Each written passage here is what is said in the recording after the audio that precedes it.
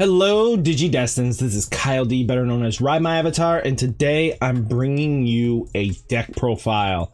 This is the final Bt-4 deck profile, and it's my undefeated, uncontested Bt-4 OTK GranKuwagamon. It is really powerful deck, and I'm gonna at the near end, I'm gonna show you what cards I'll be adding into the deck that'll help it be faster. So guys, hopefully you like this, and let's dive right in.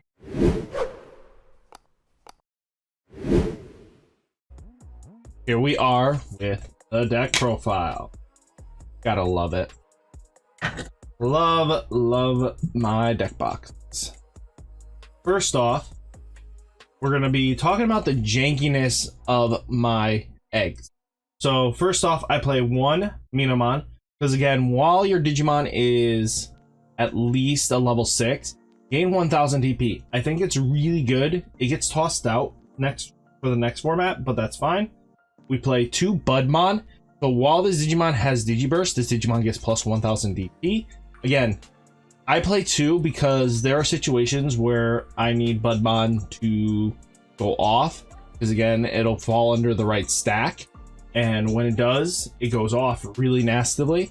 And being able to give it to your GranKuwagamon that might just need to swing in for 12 just to survive the 11k assault that's in there just can help out, because again, sometimes you just need to Digiburst once and that's still fine. If it survives the first 2, taking out 2, and then you go into Chaosmon, it does help out. And then we do play 2 Minamon.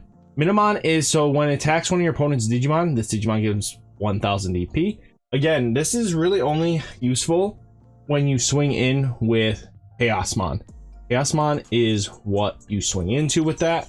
So again, that is why I play that. And let's talk about, yes, it is a weird 2-2-1 split. Again, most people would go like, that's just inconsistent.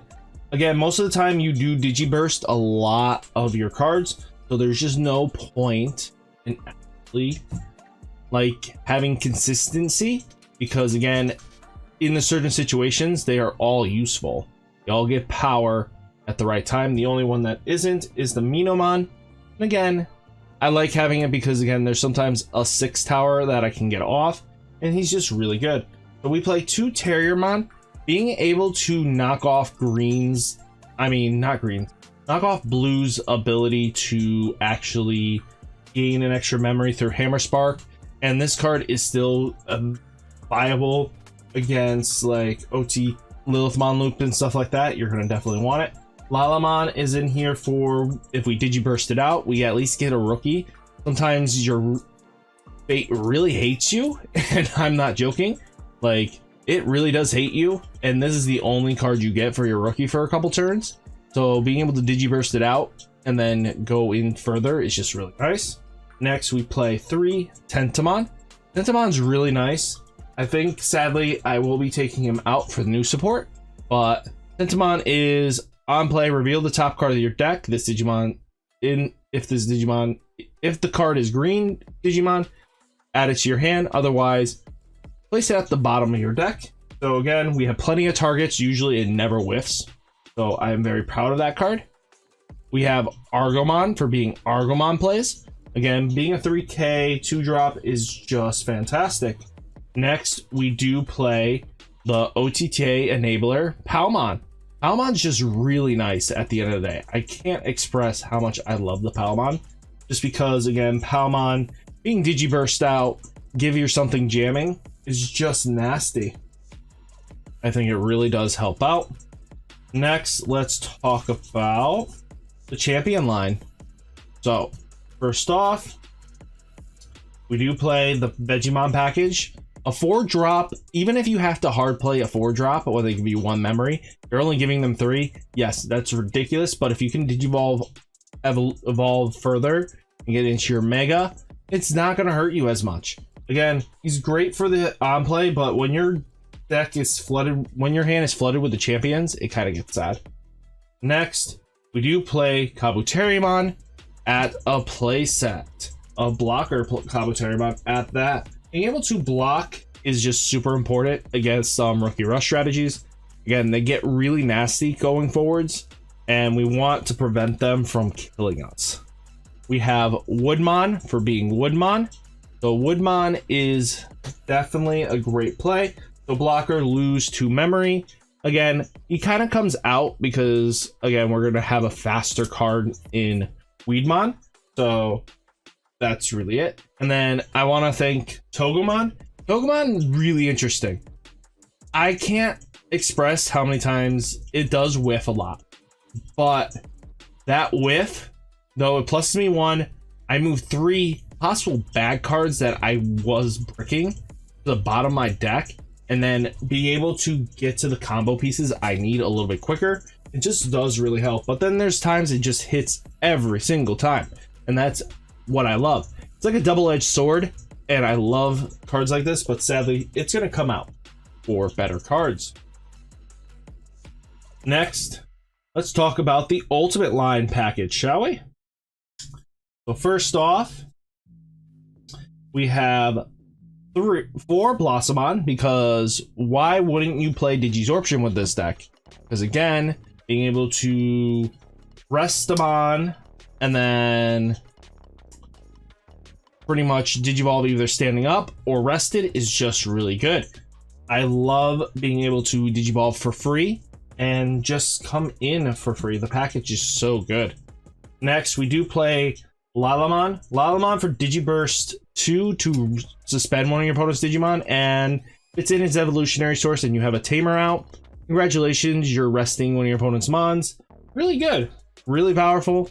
We play 2 Cherrymon because blockers was super important this meta, especially against Rookie Rush and other decks that just love to get big and beefy and try to fight you. And then we play 1 promo Argomon. Argomon with the Digisorption 3 effect, basically resting on one of your mons or just a Digivolve on it. It's really nice. And then it being able to play a level 3 Digimon card from your hand suspended is really nasty. I love it. I love cards that just say play the game how you like it. Next, we play the OTK package, GranKuwagamon. So GranKuwagamon was really nice in a lot of situations. Because again, being able to, like, not even kidding, I would just Digiburst and then just Digivolve onto Chaosmon if I knew I couldn't get through the security. Being able to take out their ultimate stacks was really important, especially against Yellow. Yellow hated when you do that. Because again, their only chance of killing you is if they have the Volder Arm in the security. Because again, you're going to clear it out. 3 security checks really hurts them. And again, they have to build up really quickly. And that's how I usually played against Yellow, was in the mindset of swinging in. Again, I also played a lot of security control with this deck, and it surprisingly did well. Because again, well-timed situations. Again, I wouldn't swing in unless I had a way of taking out most of their security in one swing. And even then, I didn't wait too long. Again, it's tough because you hold back your GranKuwagamon line in the raising area just so that when it comes time to swing in, you have it lined up. They'll waste resources trying to kill the little guys that you're trying to pretend build up. And if they waste too much resources and you get wide enough, their cards don't really do anything because they rely on killing your rookies. But if you put them to champions, they can't do anything against it. And especially since we free evolve too much, they really start getting hurt by it. We play 2 Nidhogg. In the next set, I am bumping Nidhogg up to 3. I think 3 is optimally better.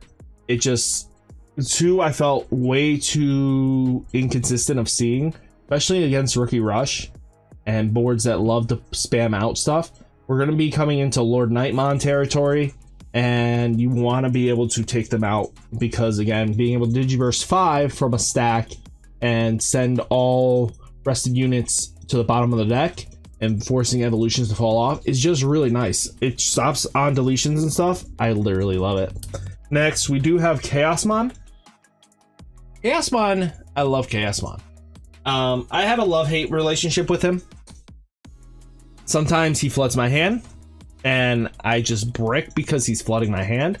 And again, when it floods the top end, and you don't see these, or this end here, it really does hurt. And I'm not joking. Like, there's times where I wish I had extra resources to get cards that I needed, and they just didn't filter enough. But again, that's just sometimes the glass cannon aspect of this deck, and I love glass cannon aspects.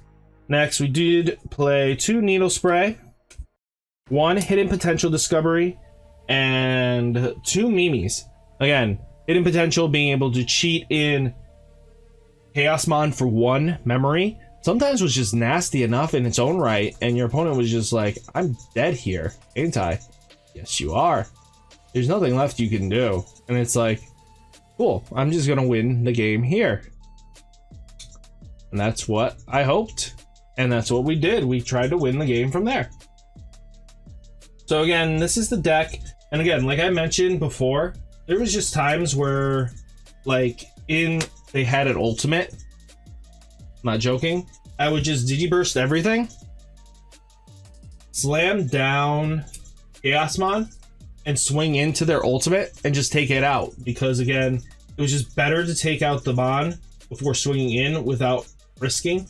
Because at times I would see them flip their ultimates and stuff like that, or their megas, and I was like, wow, I'm glad I went the other route. Because again, sometimes it doesn't matter how much memory security you take out in the first swing. It just matters that it sticks that much damage. Again, you could clear out the whole thing, yes, and that's what a lot of people have the mindset of this deck is. Again, playing it well is the most important stuff. Like, I played in multiple formats. I played 2 security decks. I wiped them clean. There was 3 yellow decks I played. I wiped them clean. There's a lot. This deck does so much, and I do think it's a really good deck. And going forwards, here are some of the cards I'm going to be bringing in. First off, I'm bringing in 4 Yokomon. Yokomon with the being able to Digiburst it out. Now my GranKuwagamon is sitting at 13, being on the same level as Nidhogg. Being able to swing into the security stack and only being able to die to a Chaosmon or anything else bigger than Chaosmon is really nice, because most Mons do not sit at 13. So being able to have Yokomon give you that extra with your GranKuwagamon is just really nasty. Or if, let's say, our Nidhogg is on the board, we Digivolve into it for free. Hey, that's a wipe at 16. It swings in, doesn't care. I'm going to be bringing in Weedmon. Weedmon's very interesting. I really do love the concept of Weedmon.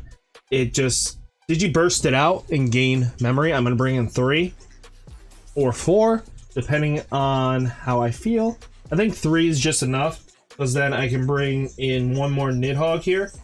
This will probably be what I do. I move it like this. Now my champion line is like that. Yokomon's like that. We're going to definitely bring in more Palmon. I'm going to bring in 3 Palmons. This Palmon's nuts. Again, especially for this deck, this Palmon becomes like another 4 jamming attacks. That's really nasty. Because again, place 1 Palmon from your trash under one of your green Digimon at the bottom of its Digi-Evolution cards. Again, if your OTK GranKuwagamon didn't get there, you could just easily make it so you Digivolved into this Palmon, which will be taking out the Tenemons for, so that